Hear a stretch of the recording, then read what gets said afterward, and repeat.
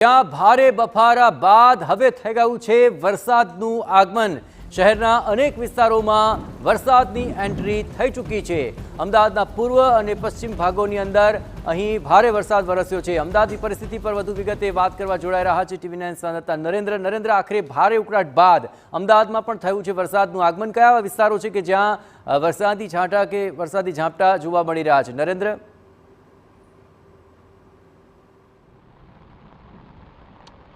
જી જયેશ, છેલ્લા 2 દિવસથી જે પ્રકારની આગાહી હવામાન વિભાગ દ્વારા અને નિષ્ણાતો દ્વારા આપવામાં આવી હતી એ મુજબ રાજ્યના અલગ અલગ ભાગોમાં વરસાદ જોવા મળતો હતો, પરંતુ આ છેલ્લા 2 દિવસોમાં અમદાવાદમાં રાતના સમયે વાતાવરણ ઠંડુ થતું હતું, વરસાદી ઝાપટા પડતા હતા, પરંતુ સારો કહી શકાય એ પ્રકારનો વરસાદ જોવા મળતો ન હતો।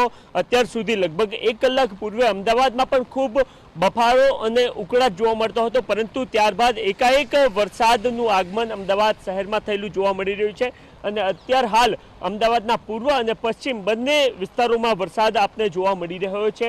અત્યાર હાલ અમે અમદાવાદના મેઘાણીનગર વિસ્તારમાં છીએ અને ત્યાં આપ જોઈ રહ્યા છો કે છેલ્લા 15-20 મિનિટથી આ પ્રકારનો વરસાદ આપને જોવા મળી રહ્યો છે। મહત્વની વાત એ છે કે હવામાન નિષ્ણાતો દ્વારા 20 જૂન સુધી દક્ષિણ ગુજરાત, સૌરાષ્ટ્ર અને એ સિવાય મધ્ય ગુજરાતના કેટલાક વિસ્તારોમાં વરસાદ વરસે પ્રકારની આગાહી દર્શાવવામાં આવી હતી, આગાહી કરવામાં આવી હતી અને જે પ્રકારની આગાહી કરાઈ હતી એ જ પ્રકારનો વરસાદ અત્યારે હાલ વરસતો આપને જોવા મળી રહ્યો છે। જે હવામાન નિષ્ણાતો છે એમને કહ્યું હતું કે 20 જૂન સુધી રાજ્યના અલગ અલગ વિસ્તારોમાં ભારે વરસાદ પડી શકે છે અને નૈઋત્ય ચોમાસું સમય કરતાં વહેલા મહારાષ્ટ્ર પહોંચી ગયું હતું। જો કે બાદમાં ચોમાસું નિષ્ક્રિય થયેલું જોવા મળ્યું હતું, પરંતુ છેલ્લા 3-4 દિવસથી અરબ સાગરમાં કરંટ જોવા મળ્યો છે અને વરસાદી સિસ્ટમ બનતા ચોમાસું સક્રિય થયું છે, જેથી આગામી હજુ પણ 2 થી 4 દિવસ સુધી એટલે કે લગભગ 20 તારીખ સુધી રાજ્યના અલગ અલગ વિસ્તારોમાં વરસાદ વરસે પ્રકારની શક્યતા છે।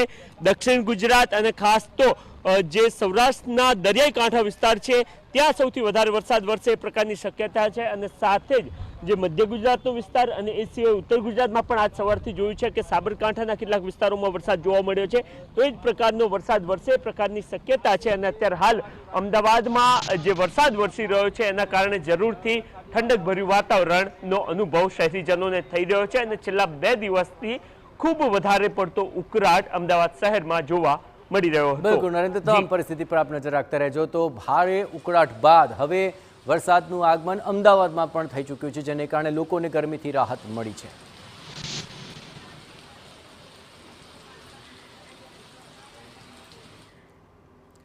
સમાચાર સુરતથી।